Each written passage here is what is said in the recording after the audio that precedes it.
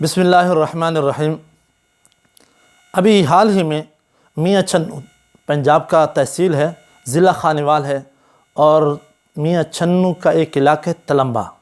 مشہور علاقہ ہے، خاص کر معروف عالم دین مولانا طارق جمیل صاحب کا علاقہ ہے۔ اس کے 1.5 کلومیٹر کے فاصلے پر ایک گاؤں ہے،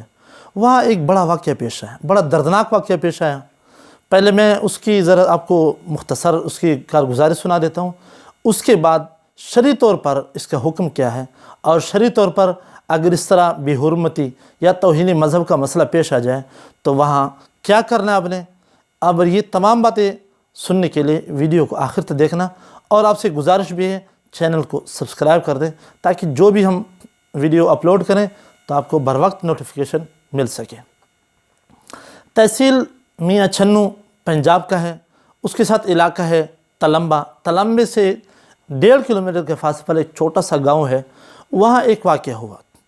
بقول جس مسجد میں واقعہ پیش ہے اس کے امام کے کہ وہ امام کہیں گیا ہوا تھا تو بعد میں آتا ہے، اس مسجد میں ایک آدمی گھسا،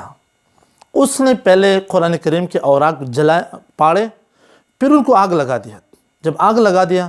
تو عوام کو پتہ چلا، علاقے کے عوام، تو تقریباً کچھ عوام آئے، عوام نے اس کو مارنے کی کوشش کی، لیکن امام صاحب کا بیٹا درمیان میں حائل ہوا اور اس نے اس کو چھڑا کر کمرے میں بند کر دیا،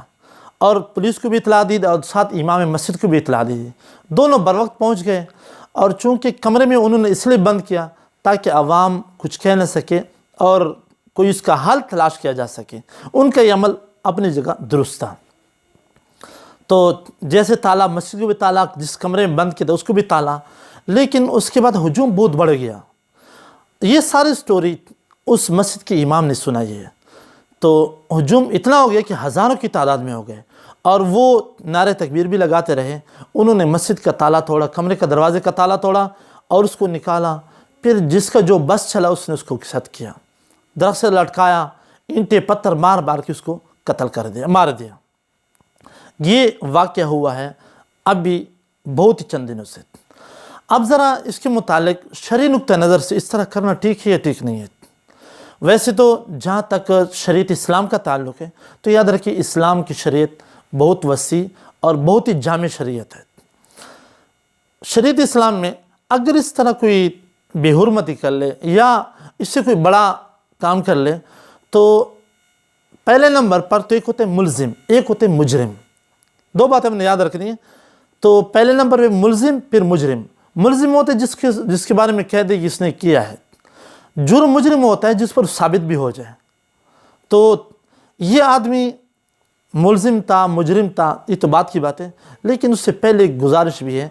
کہ ایسے موقع پر گورنمنٹ کا حق بھی بنتا ہے کہ گورنمنٹ سے اپنا رول ادا کرے۔ بظاہر ایسے معاملات میں گورنمنٹ اگر صحیح طور پہ رول ادا کرے اور اس طرح کرنے والوں کی روک تھام کے لیے عملی اقدامات ہوں، جو عملی اقدامات بھی ہوں، صرف کاغذی نہیں، کاغذی کارروائی، ریٹن کارروائی نہ ہو، عملی اقدامات بھی ہو، تو اس کا سدباب بہت ہی ممکن ہے، بہت ہی آسان ہے۔ تو ایسے موقع پر کسی کو اس کا موقع ہی نہ ملے کہ کوئی توہین مذہب کرے،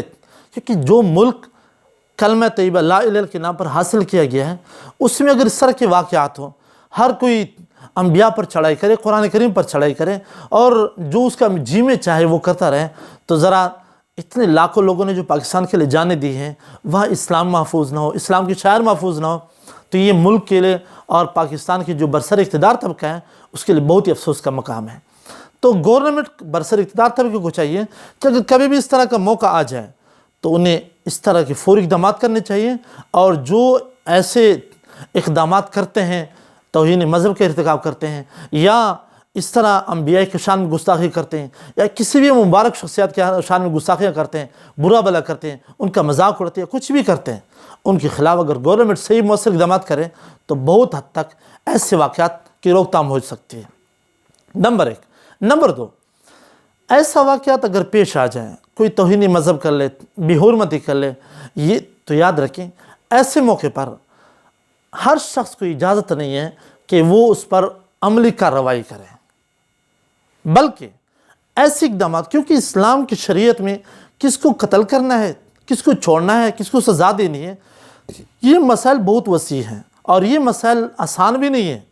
ان مسائل کے لیے مدعی کی ضرورت ہوتی ہے، گواہ کی ضرورت ہوتی ہے، پورا لمبا پروسیس ہوتا ہے، اس کے بعد اس نتیجے پر پہنچتا ہے کہ اس کو کیا سزا دینی ہے۔ اب ظاہر بات ہے سزا بھی ہر آدمی نہیں دے سکتا، سزا دے گا تو ماہر دے گا، ایک ماہر قانون دے گا، ماہر دین دے گا، جو صحیح معنوں میں دونوں سے واقف ہو۔ تو اس لیے جیسے ایسے جہاں بھی واقعات ہوں تو یاد رکھیں، بلکہ ابھی سیالکوٹ کا واقعہ ہوتا